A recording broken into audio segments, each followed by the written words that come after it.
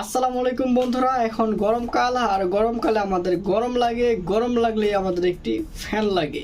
তো আজকের ভিডিওতে একটি টেবিল ফ্যান তৈরি করব, যেটা একজনের জন্য অনেকটা আরামদায়ক হবে এবং এটার মধ্যে দুইটা মোড আছে, একটা হলো লো পাওয়ার, অফ এবং হাই পাওয়ার। ঠিক আছে, আর এটার মধ্যে তিনটা ব্যাটারি ইউজ করছি 3.7 ভোল্ট, তো ভালোই ব্যাকআপ পাওয়া যাবে।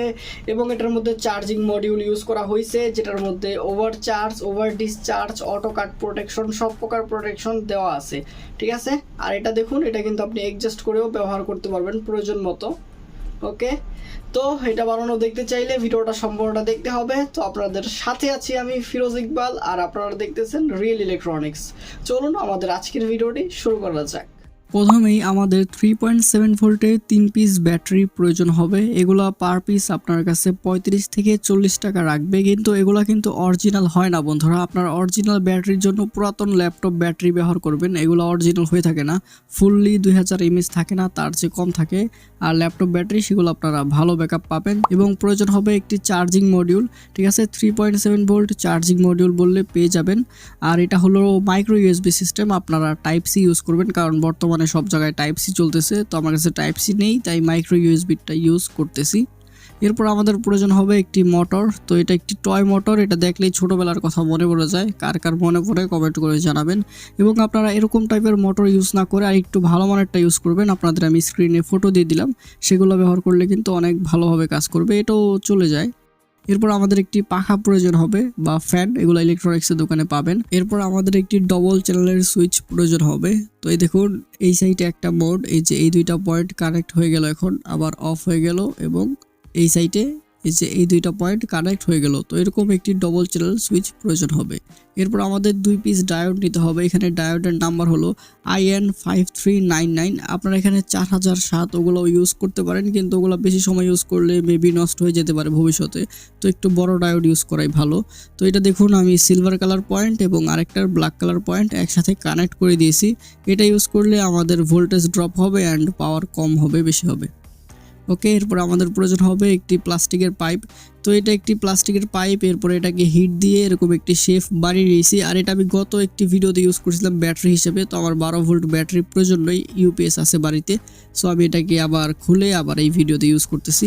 ঠিক আছে, তো এরকম একটি প্লাস্টিকের আপনারা বক্স টাইপ বানিয়ে নেবেন। প্লাস্টিকের যে পাইপ আছে, পিভিসি পাইপ, সেটাকে গরম দিলে এরকম করে নিতে পারবেন, শেফ বানিয়ে নিতে পারবেন নিজের মতো করে। তারপর একটি শিট দিয়ে ভেতরে আটকে দিব। তো এই যে প্লাস্টিকের বক্সটা, সেটা তো আমাদের এই সব জিনিসপত্রগুলি লাগবে, এগুলো সব পিভিসি পাইপই। তো এই দুইটা আমাদের পিভিসি পাইপ, এবং এগুলাকে আমি হিট গান দিয়ে হিট দিয়ে এরকম করেছিলাম।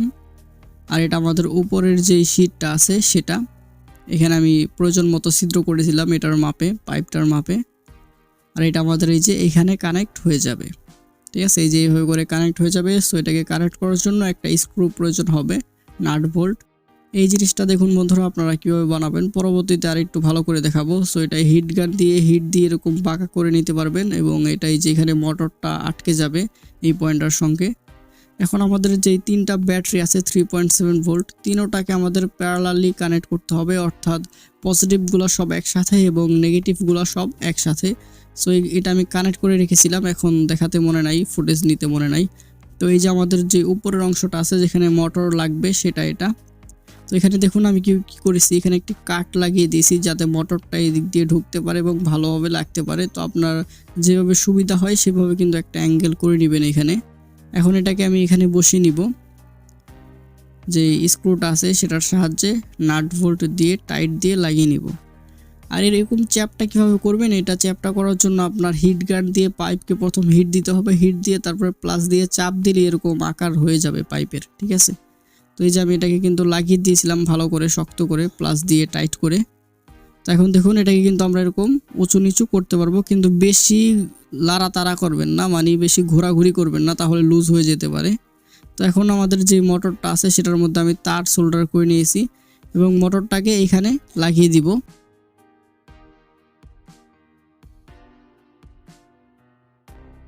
ঠিক আছে, মোটরটা সেট হয়ে গেল। এখন পিছন দিয়ে একটা ছিদ্র করেছিলাম, এখান দিয়ে তারটাকে বের করব। তো এই যে তারটা বের করে নিলাম। এখন একটি তামার তার নিব, তামার তার দিয়ে এটাকে একদম টাইট দিয়ে দিব যাতে আর ছুটে না পড়ে।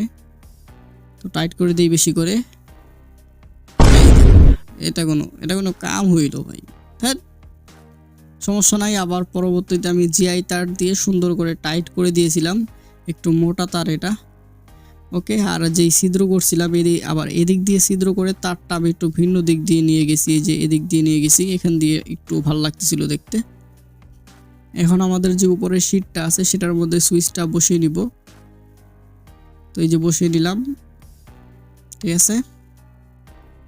এখন আমাদের যে উপরের পাইপটা আছে সেটাকে আমরা উপরে বসিয়ে দিব। এখন সুপারগুলো আঠার সাহায্যে ভালো করে এটা শীটের সঙ্গে অ্যাটাচ করে দিব, এবং যে প্লাস্টিকের গুঁড়ি আছে বা সার্ফ এক্সেল দিয়ে বা বালু দিবেন, বালু ইউজ করলে বেস্ট, বালু বা পাউডার দিয়ে লাগিয়ে দিবেন প্লাস্টার করে। এখন আমাদের ডায়োডের যে ব্ল্যাক কালার পয়েন্ট আছে সেই পয়েন্টটা সুইচের একটি পয়েন্টের সঙ্গে এইভাবে করে সোল্ডার করে নিতে হবে।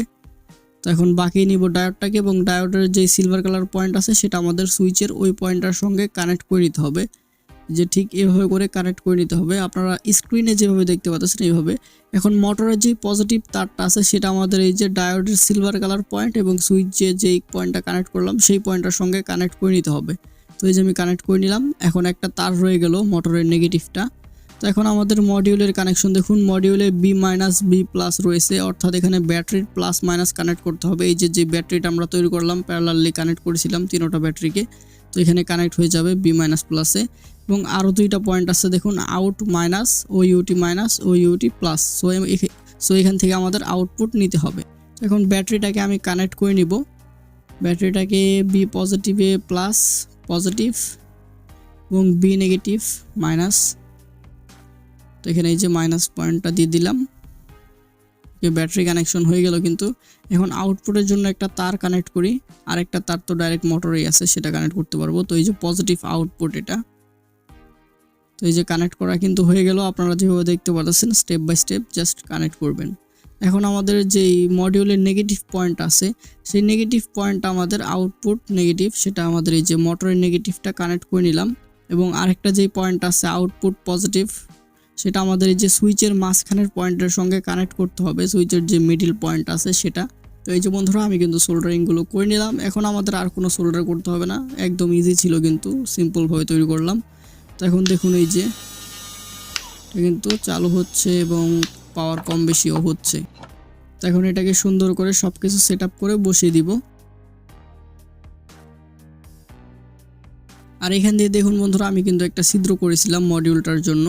তো এখন মডিউলটাকে সুপারগুলো দিয়ে ভালো করে আটকে দিব, আর একটু সুপারগুলো দিয়ে নিব ভালোভাবে, যাতে পরবর্তীতে আর ছুটে না আসে। তো এখানে আমি একটু বেশি ছিদ্র করেছি, তো কেন করেছি আপনারা বুঝতে পারবেন পরবর্তীতে। তো এই বেশি ছিদ্রর এখানে এখন গ্লুগান দিতে হবে, এবং আমাদের যে এলইডি আছে মডিউলের সেখানেও আমরা গ্লুগান দিয়ে নিব, গ্লুগানের যে গ্লু আছে সেটা দিয়ে নিব, এবং ব্যাটারিটাকেও গ্লুগানের আঠা দিয়ে ভালো করে এখানে হোল্ড করে দিব। আর মোটরের এখানেও একটু গ্লুগানের আঠা দিয়ে দিব, যাতে তারটা পরবর্তীতে ছুটে না আসে। এখন সুপার গ্লু দিয়ে ভালোভাবে শীটটাকে বডিটার সঙ্গে অ্যাটাচ করে নিব। ঠিক আছে বন্ধুরা, আমি কিন্তু খুব সুন্দরভাবে অ্যাটাচ করে নিয়েছি। এবং আপনারা এটা কানেক্ট করার পরেও, শীটটা বসানোর পরেও কিছু পয়েন্ট থাকতে পারে, যেমন বাড়তি পয়েন্ট থাকতে পারে অনেকগুলো, এদিক দিয়ে বাড়তি সাইড থাকতে পারে। তো সেগুলো আপনি ভালোভাবে কাটার দিয়ে কাট করে নেবেন আমার মতো করে। এইভাবে আমি কিন্তু আগেও কাট করে রেখেছিলাম। এরপরে একটি ধারালো ছুরি দিয়ে সাইডগুলি একদম স্মুথ করে নেবেন। সো এই যে আমি স্মুথ করে নিয়েছিলাম, আপনারা চাইলে একটু সিরিজ কাগজ দিয়ে ঘষতেও পারেন। আর আমাদের যেই এখানে গ্লুগানের আঠা দিলাম এটাকে এখন আমাদের কাট করতে হবে, ধারালো ছুরি দিয়ে সুন্দর করে কেটে নিব। তো এটা সাবধানে কাটবেন, আবার হাত কেটে ফেলবেন না। তো এখন চার্জিং পয়েন্টটাও একটু বের করে নিচ্ছি কাট করে।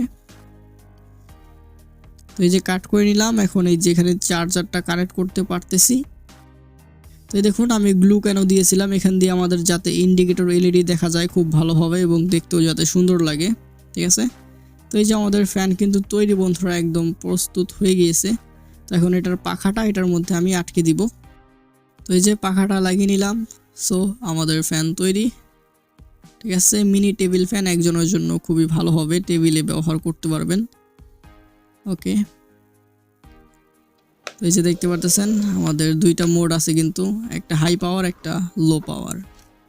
তো এই যে দুইটা মোড দেখুন, একটা এই যে আমাদের বেশি পাওয়ারে চলতেছে অনেক স্পিডে, আপনারা এখানে ভালো মোটর ইউজ করবেন বন্ধুরা। আমি যেটা ইউজ করছি এই মোটর দিয়ে আপনি যদি হাই পাওয়ারে বেশিক্ষণ চালান বা অনেকক্ষণ চালান তাহলে কিন্তু মোটর প্রচণ্ড গরম হবে আর গরম হয়ে নষ্ট হয়ে যেতে পারে। আপনারা এখানে ভালো মানের মোটর ইউজ করবেন, শুরুতে যেরকম মোটর স্ক্রিনে ফটোতে দেখালাম তো সেরকম মোটর ইউজ করবেন, তাহলে কিন্তু আর গরম হলেও নষ্ট হবে না।